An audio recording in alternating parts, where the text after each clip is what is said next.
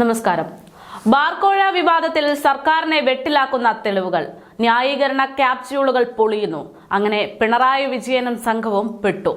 Bar ഉടമകൾക്കു വേണ്ടി ഒന്നും ചെയ്തില്ല എന്ന CPM സംസ്ഥാന സെക്രട്ടറി MV ഗോവിന്ദന്റെയും എക്സൈസ് മന്ത്രി MP രാജേഷിന്റെയും ഉൾപ്പെടെയുള്ള വാദങ്ങൾ പൊളിഞ്ഞുകൊണ്ടാണ് തെളിവുകൾ പുറത്തു വന്നിരിക്കുന്നത്.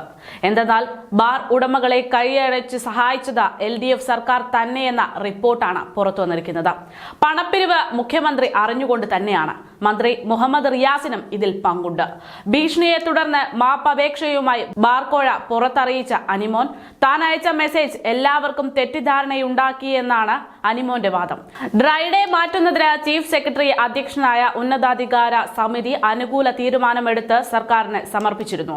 ബാറുകളുടെ പ്രവർത്തന സമയങ്ങളിൽ ഇളവുകൾ വേണമെന്ന ഉദ്യോഗസ്ഥ തല ശുപാർശയുണ്ടായിരുന്നു.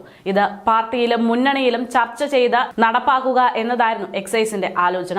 തെരഞ്ഞെടുത്ത ടൂറിസം കേന്ദ്രങ്ങളിലെ ഹോട്ടലുകളിൽ ബിയർ വിളമ്പണമെന്ന് മന്ത്രി മുഹമ്മദ് റിയാസ് നേരത്തെ ആവശ്യപ്പെട്ടിട്ടുണ്ട്. ഇതിലൂടെയും ലക്ഷക്കണക്കിന് രൂപയുടെ കോഴ ഇടപാടിനുള്ള കളമൊരുങ്ങിയിരുന്നു എന്നാണ് റിപ്പോർട്ടുകൾ. മദ്യനയത്തിന്റെ പ്രാരംഭ ചർച്ചകൾക്കായി അടുത്ത മാസം ബാറുടമകൾ അടക്കമുള്ളവരെ യോഗം വിളിക്കാനും മന്ത്രി MP രാജേഷ് തീരുമാനിച്ചിരുന്നു എന്നതാണ് വിവരം.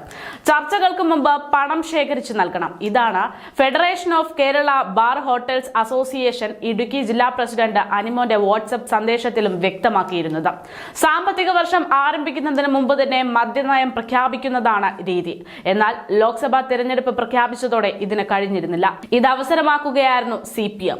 തെരഞ്ഞെടുപ്പ് കഴിഞ്ഞിട്ട് മദ്യനയത്തിൽ മാറ്റം വരുത്തണമെന്നും തെരഞ്ഞെടുപ്പ് ഫണ്ട് ഉൾപ്പെടെ വേണമെന്നും വിലപേശുകയും ചെയ്തിട്ടുണ്ടെന്നാണ് റിപ്പോർട്ട്. ഇതനുസരിച്ച് പണപ്പിരിവ് നടത്തി. പണപ്പിരിവ് വിവാദമായതോടെ മദ്യനയത്തിൽ തൽക്കാലം മാറ്റം വരുത്തേണ്ടെന്ന നിലപാടിലേക്ക് എത്തിയിരിക്കുകയാണ് സർക്കാർ എന്നതാണ് സൂചന. കോഴ ആരോപണത്തിനെതിരെ CPI രംഗത്ത് വന്നിട്ടുണ്ട്. പ്രതിപക്ഷം ജുഡീഷ്യൽ അന്വേഷണം ആവശ്യപ്പെട്ടിട്ടുണ്ട്. ഇതോടെ മന്ത്രി MP രാജേഷിന്റെ പരാതിയിൽ അന്വേഷണം ക്രൈംബ്രാഞ്ചിന് വിട്ടിരിക്കുന്നു. നിയമസഭാ സമ്മേളനം തുടങ്ങുന്നതിന് മുമ്പ് തന്നെ അന്വേഷിച്ച് റിപ്പോർട്ട് നൽകണമെന്നാണ് അറിയിച്ചിരിക്കുന്നത്. ക്രൈംബ്രാഞ്ചിന്റെ ക്ലീൻ ചിറ്റുമായി നിയമസഭയിൽ എത്തുമ്പോൾ പ്രതിപക്ഷത്തിന്റെ വാദങ്ങൾ തള്ളിക്കളയാനുള്ള സാധ്യതകൾ ഏറെയാണ്. ദേശീയ പാതയോരത്ത് പാടില്ലെന്ന് സുപ്രീം കോടതി ഉത്തരവിട്ടതോടെ അടച്ചുപൂട്ടേണ്ടി വന്ന ബാറുകളെ സംരക്ഷിക്കാൻ ദേശീയ പാതകളെ സംസ്ഥാന പാതകളാക്കി മാറ്റിയത് ഈ പറയുന്ന ഇതേ സർക്കാർ തന്നെയാണെന്ന് ഓർക്കണം. ബാറുകളുടെ ലൈസൻസ് പുതുക്കി നൽകിയിട്ടുണ്ട്. നികുതി കുടിശ്ശിക ഉൾപ്പെടെ ഇളവുകൾ നൽകി സഹായിച്ചു. മുഖ്യമന്ത്രിയുടെ നിർദ്ദേശപ്രകാരമാണ് ഇതെല്ലാം നടപ്പിലാക്കിയത്.